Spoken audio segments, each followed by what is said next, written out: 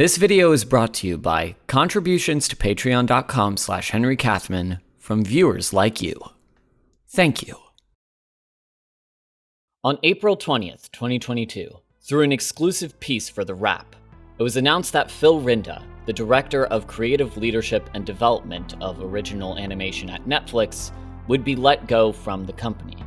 For many showrunners at Netflix, this firing was the culmination of the company's deteriorating relationship with animation, where it once was seen as a haven for projects that couldn't find homes on network television, now saw the sudden cancellation of multiple high-profile animated projects and hundreds of artists losing their jobs. One of the biggest cancellations listed in that report was an adaptation of the graphic novel series Bone, written and illustrated by Jeff Smith, who would take to Twitter in the following days with a short comic that saw one of these characters declaring, "Never again," as thousands of fans mourned the loss of this adaptation. And if you are someone who only recognizes this series through vague memories of school book fairs, doesn't really read comics outside of webtoons, or might have seen the news about its cancellation at Netflix and wondered, These dudes who look like a doodle from a middle schooler's notebook? These are the dudes that people are losing their minds over? Well, you are actually the person that this first part of the video is made for. Because while Bone might initially appear to be nothing more than a silly gag strip with a unique art style, within its 9 volumes is a grand fantasy tale with characters, storytelling, and world building that is on the same level as genre juggernauts from the likes of The Lord of the Rings, Discworld, and Berserk. And if you are familiar with any of such titles, I want you to know that these are comparisons that I do not take lightly. Because even if you don't go out and read Bone for yourself, it's my hope that in this video, I can at least make you understand why so many people look to this unassuming comic as one of the greatest works that this medium has produced to date. The first part is primarily going to be discussing the first 3 volumes of the series, and will be straying away from the stuff that some people might consider spoilers as best as I can. Though, if any of this ends up sounding right up your alley, you should just pause the video right now and get a hold of the series yourself. I'll give some more details on how you can do that later in this video. But afterwards, I'll want to address any fans of Bone out there by discussing the final volumes of the series, and perhaps come to terms with the latest of many missed opportunities to give this series an adaptation that so many think it rightfully deserves. And to start, I need to talk a little bit about Jeff Smith, whose outsider perspective and experience with the comic industry was a key factor in distinguishing Bone from other comics when it was first published in 1991. Keep in mind, Smith released the first issue of Bone the same year as the debut of Deadpool, and was sharing shelf space with the likes of massive releases like The Death of Superman, the original Infinity War, and the 20 different X-Men series that Marvel was pumping out every single month. In a time where comics were striving towards darker storylines and large crossover events to chase the trends established from the likes of The Dark Knight Returns and Watchmen, here was a comic that had characters that looked towards classic animation and fantasy as its main inspiration, which ultimately helped to sculpt a unique identity for Bone. Which is good, because most of those comics were Smith had always been a large fan of drawing for most of his life, with comics like Charles Schulz's Peanuts and Don Martin's work with Mad Magazine being motivations to pursue the art form at a very young age. When I said earlier that these characters looked like doodles from a middle schooler's notebook, that's partially because that's kind of how they started off, as Smith had been writing comics with the Bone characters since he was 10 years old. And even in these examples of early comics, we can see Smith experimenting with visual elements like shading and perspective within the many homemade comics that he created at, again, 10 years old. And while these comics are still fairly simple, Smith would continue to develop this style of writing and drawing as time went on. Though where other comics artists were drawing inspiration from the exploits of DC and Marvel Comics, Smith's primary influences would be contemporary newspaper comic strips like Walter Kelly's Pogo or Gary Trudeau's Doonesbury, as well as classical literature including The Adventures of Huckleberry Finn and The Lord of the Rings. While both of these influences might seem like they couldn't be any more different, we can see this melding of influence in Smith's first gig as a regularly published cartoonist, with the daily comic strip Thorn originally released for the Ohio State student newspaper, The Lantern, which would become instrumental in further developing the characters of the Bones, as well as showcasing Smith's experimentation with more long-form storytelling in a format that usually prioritizes simple gag strips. That sense of experimentation and growth would become further strengthened once Smith's wife, Vijaya Iyer, quit her job to become his business manager, a factor that often goes underappreciated when people describe Smith as this brilliant, self-sustaining auteur. So by the time that Smith had begun the process of writing and publishing Bone as an independent series in 1991, he had close to 20 years of experience with these characters and stories, and likewise was able to use that experience to create a series that takes the strengths of classic newspaper comics, but expanded to the proportions of a novel.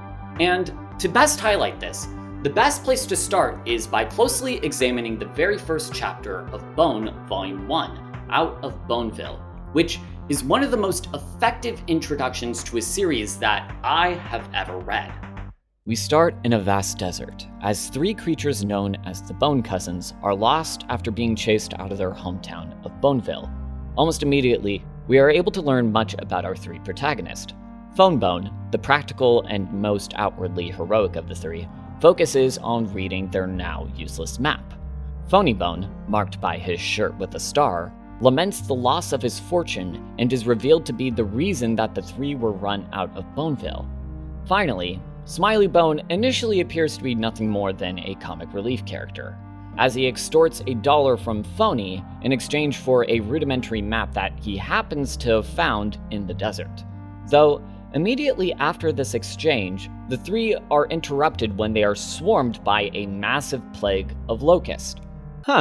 That's a weirdly specific choice in insects. I bet there's a really interesting reason behind that Wait, why do I hear boss music? Oh god! This random locust swarm causes Phone to become separated from his cousins, and only having Smiley's map and discarded cigars to go off of. As he follows the map over the course of days, Phone is found by these two large hairy creatures with glowing red eyes, who are looking for someone that has a star on his chest, clearly referring to Phony. And Phone is almost eaten by the pair, were it not for the intervention of a mysterious red dragon. After more days of traveling, Phone eventually follows Smiley's map to the Valley, a mysterious place that contains many strange creatures. From the previously mentioned monsters known as rat creatures, talking insects and animals, to an entire medieval fantasy society of people that the Bones come to see as time goes on. Once Phone arrives, he meets this small bug named Ted, who tells him that someone named Thorn will be able to help reunite him with his cousins. And the chapter ends with Phone once again evading the two rat creatures and being told to leave the valley before winter, leaving us with Phone contemplating his fate. What am I gonna do? What if I can't find my cousins before it snows? We could be trapped here for the whole winter. I gotta get out of here fast. This forest is too weird for me.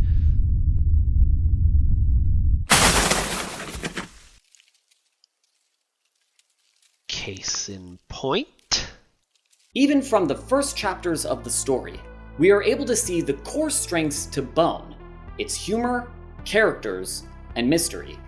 Starting with the series' humor, it is here where we can best see Smith's experience with daily newspaper comics at play. And while it might seem like there's little distinction between a comic strip and a comic book, there are some differences in the ways that these formats choose to tell their stories. If you've ever read through the comic page of your local newspaper, a prospect that becomes increasingly unlikely, you'd find comic strips that primarily focus on simple humor that follows a basic structure of setup and payoff. Since most comic strips are designed to be read as non-sequential short stories, usually lasting 3 or 4 panels, the jokes and storytelling have to be efficiently communicated and structured as to best adhere to the format. And while the humor of such comic strips often suffers from the expectations of having to create a new comic every single day, as well as an audience that tends to lean quite conservative in their preference of stories, when a cartoonist is able to tap into the humor of their characters consistently, that's where you get comics that are able to take advantage of that format to the fullest potential. And because much of Bone takes influence from Smith's time writing Thorn, to the point where many moments in Bone directly match the original comic strip, much of this series feels similarly paced as a daily newspaper strip in all the best ways. Take that last gag with the first snowfall.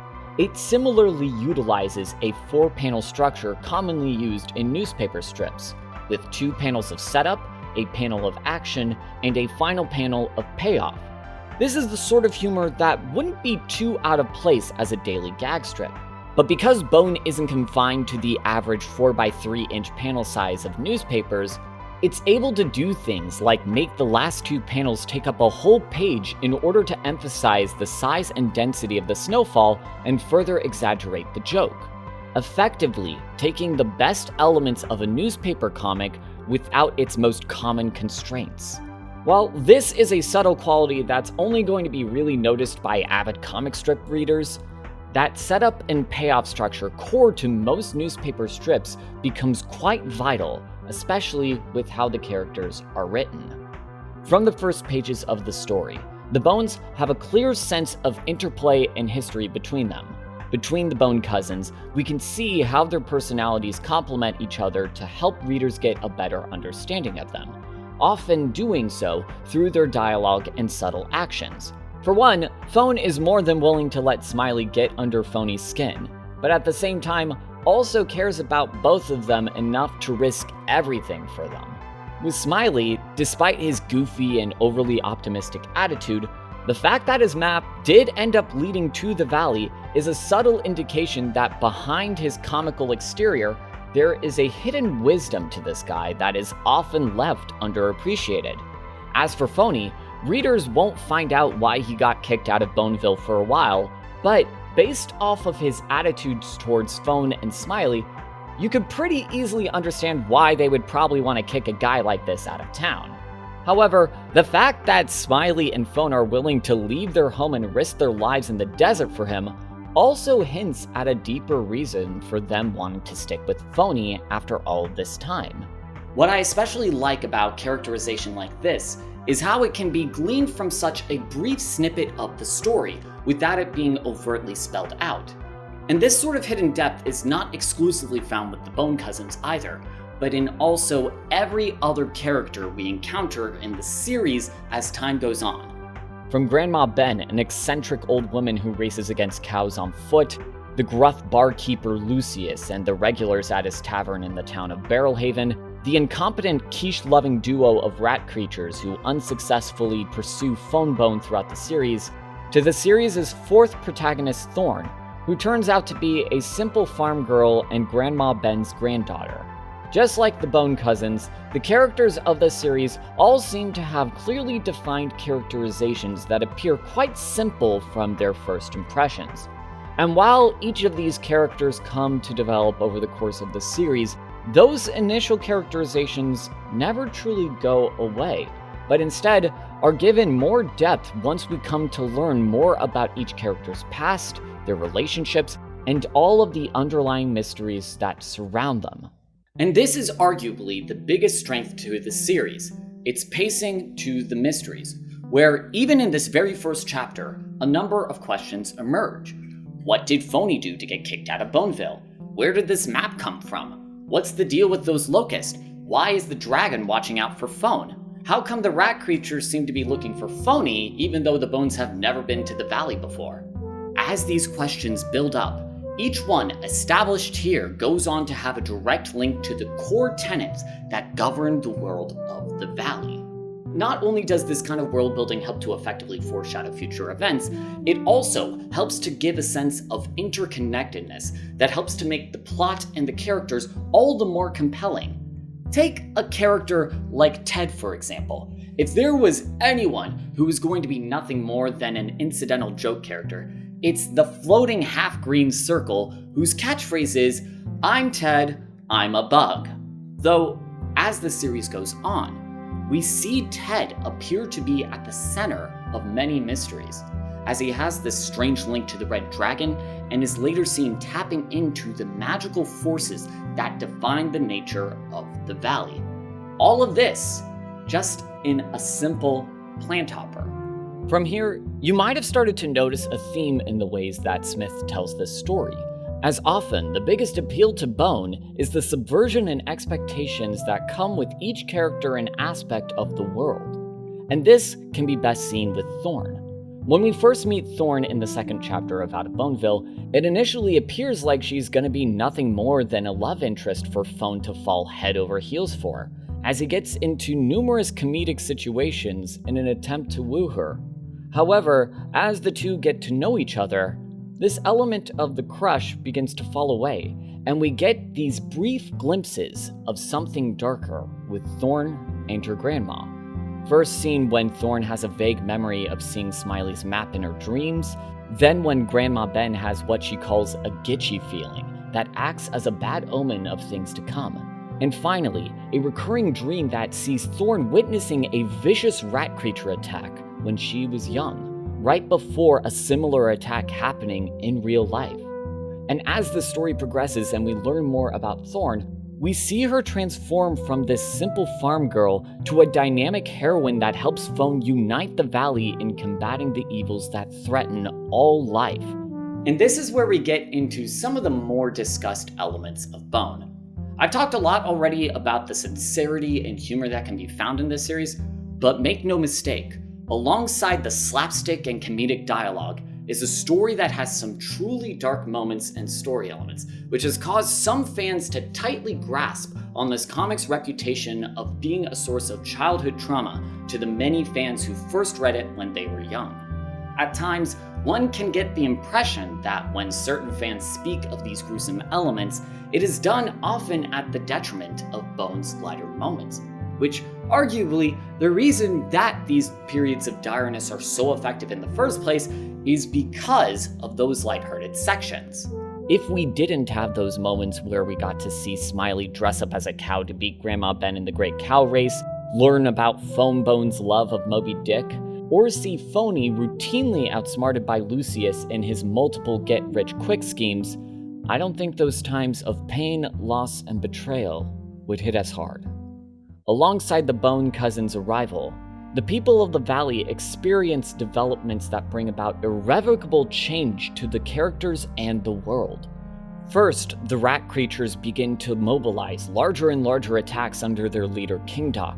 We see characters' dreams begin to manifest in increasingly strange ways, and later, we learn that the rat creatures are working with a mysterious figure known as the Hooded One to find Phony Bone, as they seem to believe that the one who bears the star is the key to their plans to take over the valley for an entity called the Lord of the Locust.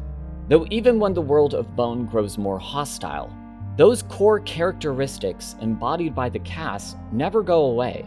Where even a scene that depicts some of the most graphic battles that I have ever read will be mere pages away from expertly delivered jokes that left my stomach sore from laughing.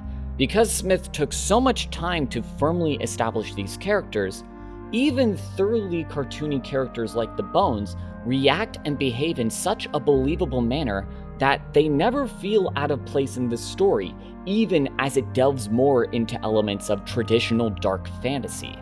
And this leads into the last major strength of Bone, its world building. When it comes to fantasy storytelling, a common problem that can be seen amongst fans of the genre is a hyperfixation towards lore, tropes, and fan theories over every other literary element to canonical works, such as symbolism, allegory, and theme. While this is not to say that there's anything wrong with having an in-depth knowledge of a setting's history or speculating on ambiguous elements of the plot, but too often we see people's entire media diets being completely defined through this lens at the expense of gaining insight towards a work's meaning and its relationship to the real world. which is how you can get the sort of people who can endlessly talk about the 47 known variations of a TIE fighter, but dismiss any discussions of Star Wars' themes of imperialism and anti-authoritarianism as making it woke. And while much of this problem is more at the foot of fandom culture rather than the works themselves, what makes me appreciate Bone as the series goes on is how its world building is deliberately utilized in the service of the story's characters and themes. Over the course of the second and third volume, The Great Cow Race and Eyes of the Storm respectively, the Bones come to learn more about the powers of dreams, which many people of the Valley hold as the basis for their belief system and history. As explained by Grandma Ben and Thorn, all life originated from a place called the Dreaming, and will eventually return there when they die. According to them, the Dreaming is a realm detached from the logic and time of the waking world.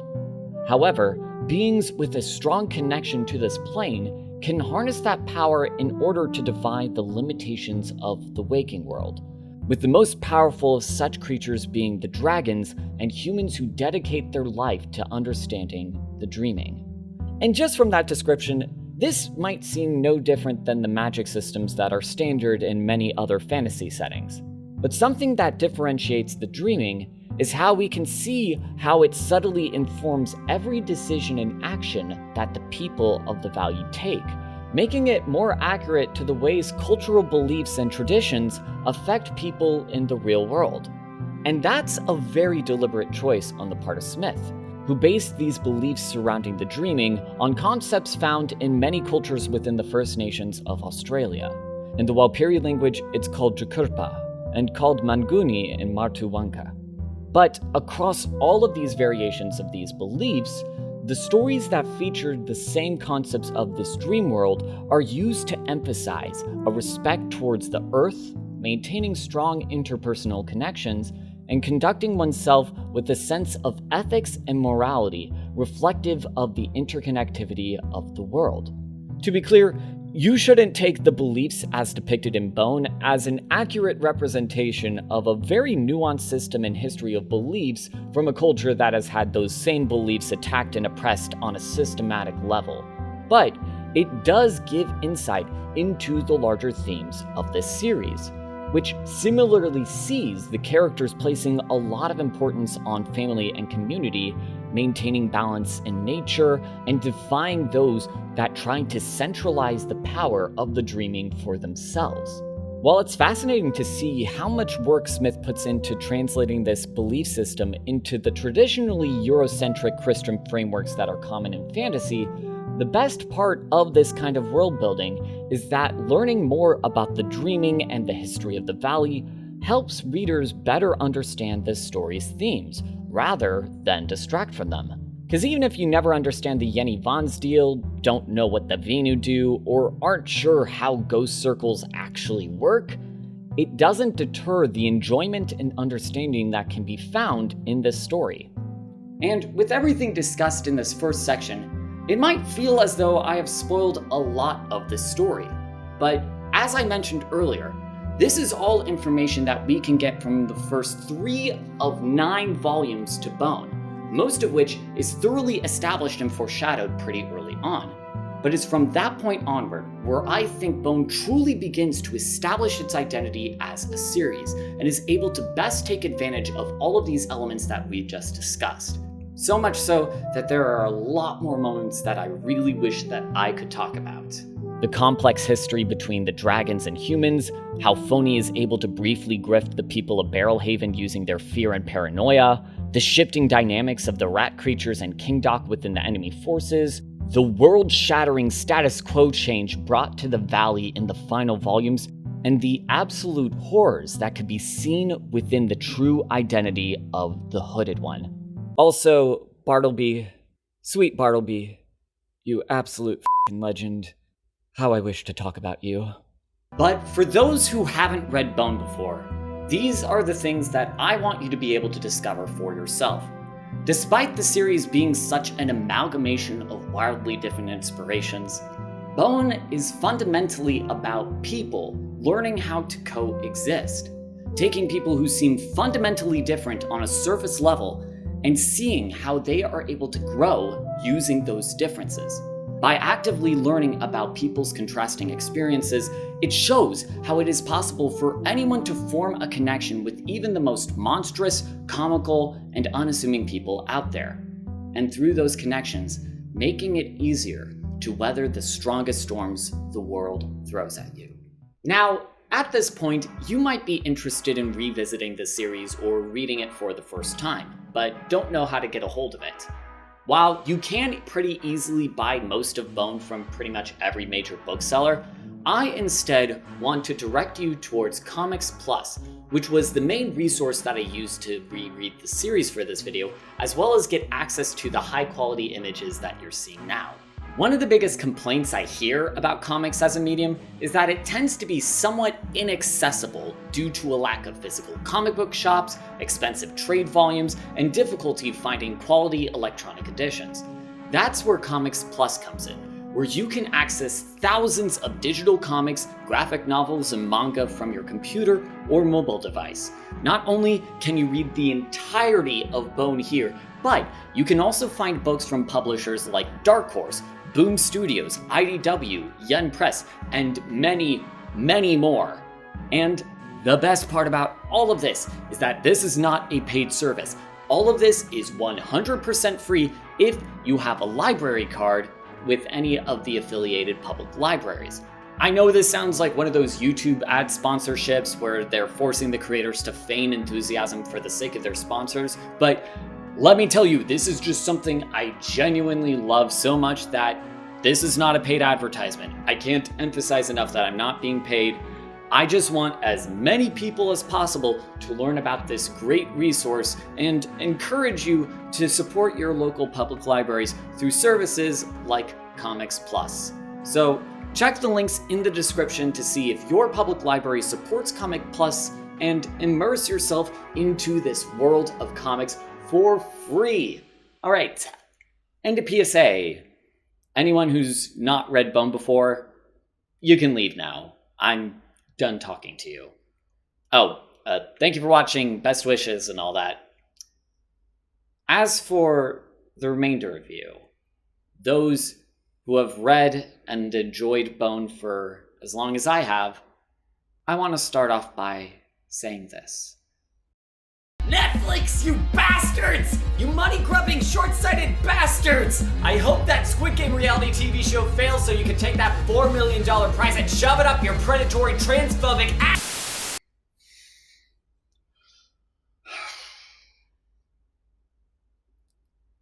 Okay.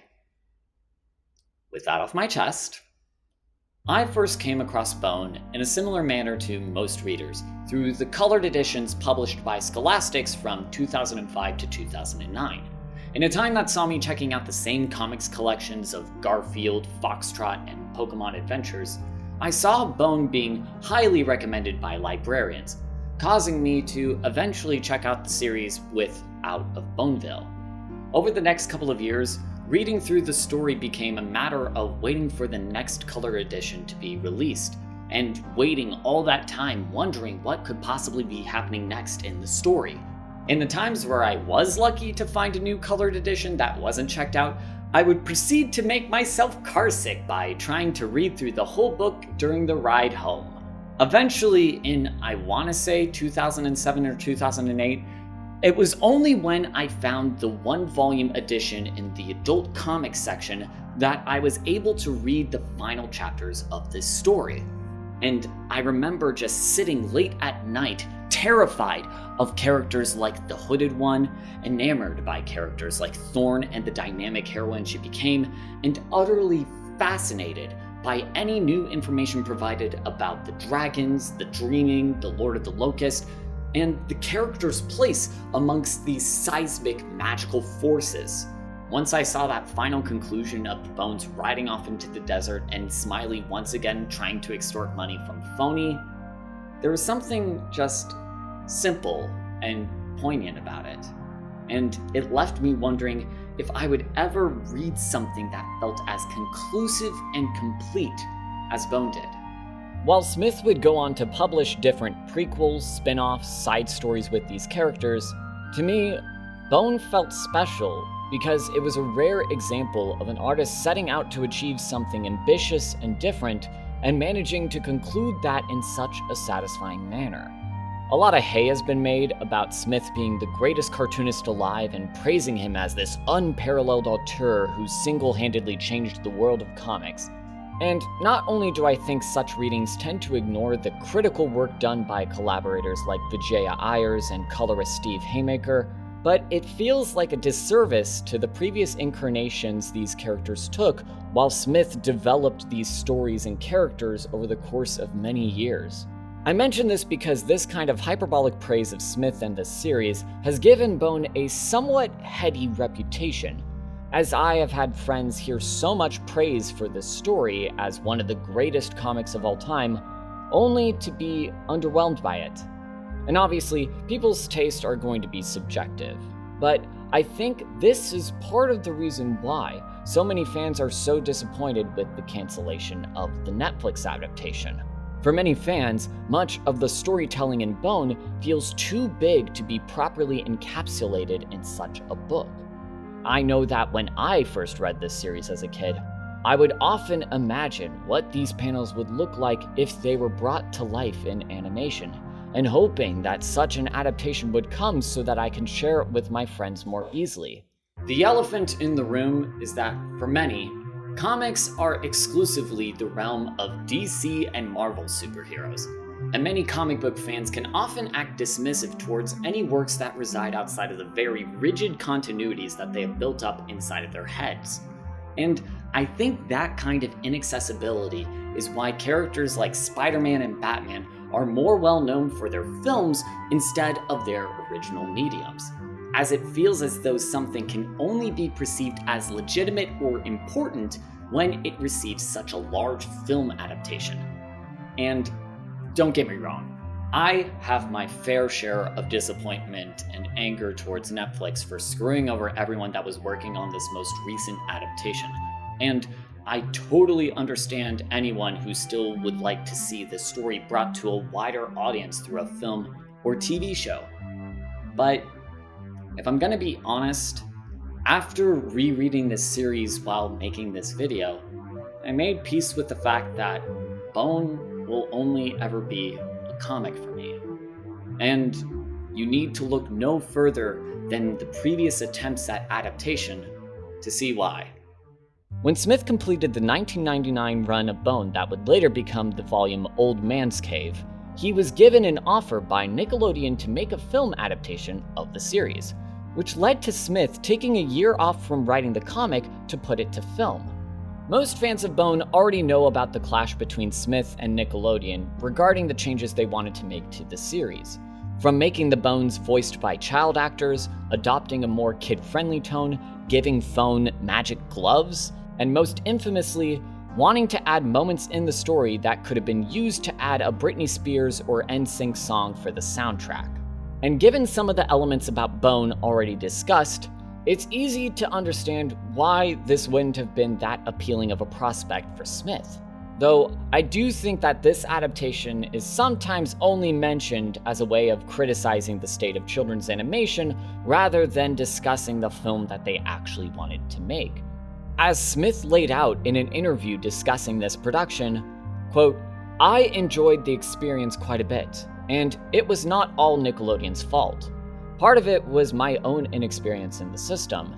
If I could go back in time and do it again, I would have sat down first thing and storyboarded the movie that we had all agreed on to begin with. In Nickelodeon's defense, they found weak points in my story, and they held my feet to the fire until I screamed and figured them out." While Smith had already planned out the end of Bone years before this point, I do think that this experience is partially responsible for the much tighter writing that could be seen in the final volumes, where we see a concerted effort to further flesh out the characters as if to avoid the missed opportunity of this project. And that similar sense of missed opportunity can also be seen in, to date, the only official adaptation of Bone released, the Telltale Games adaptations of Out of Boneville and The Great Cow Race. While these games were notable for being Telltale's first foray into making adventure games, looking at footage of this game makes it clear how early into their life cycle Telltale was. With a heavily condensed story, stiff animation, and awkwardly integrated gameplay segments, these two games are a noble attempt to bring these stories to life as an adventure game, but the small budget and the limited development time would cause these two games to fall short of both the original series and Telltale's future output, which makes it all the more ironic that these two games are currently inaccessible after being delisted from all official storefronts during Telltale's 2018 closure and restructuring. Which leads us to the two most recent adaptation attempts helmed by Warner Bros. And Netflix.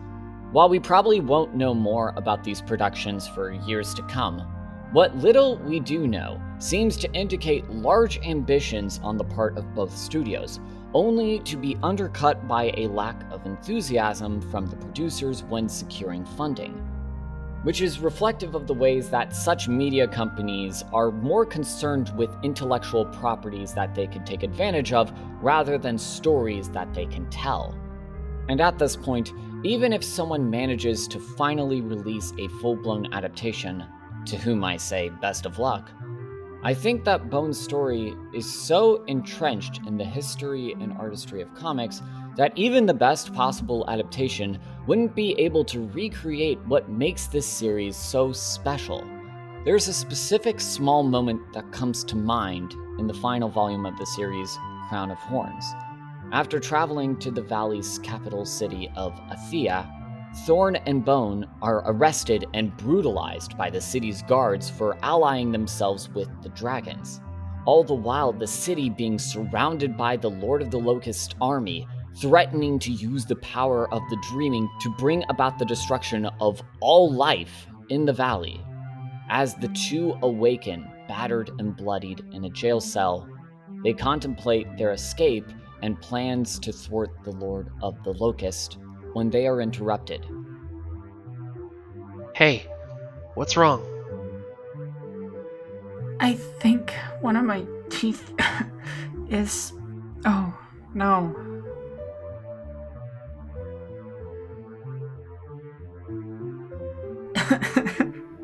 Oh, Phone Bone. What are we going to do? Don't worry, Thorn. We'll get out of this okay. In this moment, we can see how even when our characters are at their lowest and when the whole world seems at its most hopeless, here we have this small moment of humor that doesn't just come to break up this moment of tension. It also feels like the epitome of Thorn and Phone Bone's relationship. These are two people who have had to take on increasingly heavy burdens as the series progressed. People who led simple lives being pushed to the sort of grand fantasy quest that we've seen thousands of times. Though, unlike most of such quests, we know just how out of depth the two of them are in the tasks that are given to them, and how much of a physical and mental toll it takes as a result. Though, in spite of that, Phone continues to try his best to help maintain some spark of joy, as if even at the end of the world, that cartoony nature will still take hold if it means helping the people he loves. And what I especially like about this moment is that while it could be argued that such a scene would be done quite effectively in a TV show, film, or video game, most of the time, these aren't the kinds of moments that such adaptations tend to focus on, as the companies that make them often see them as needless padding, an extra layer to the budget, and an unnecessary addition to their limited runtimes. While adaptations have a great potential to elevate stories and the ways that they are told, we can oftentimes lose sight of the things that are lost in that process. And in a time where we place so much importance on such adaptations to introduce people to different stories, to the point where we elevate the companies that make them over the original artist, I think that there is much that could be learned when it comes to the ways that Bone has been able to stand the test of time in spite of this lack of adaptations. And with this in mind, you might still be disappointed in Netflix's cancellation, which I get.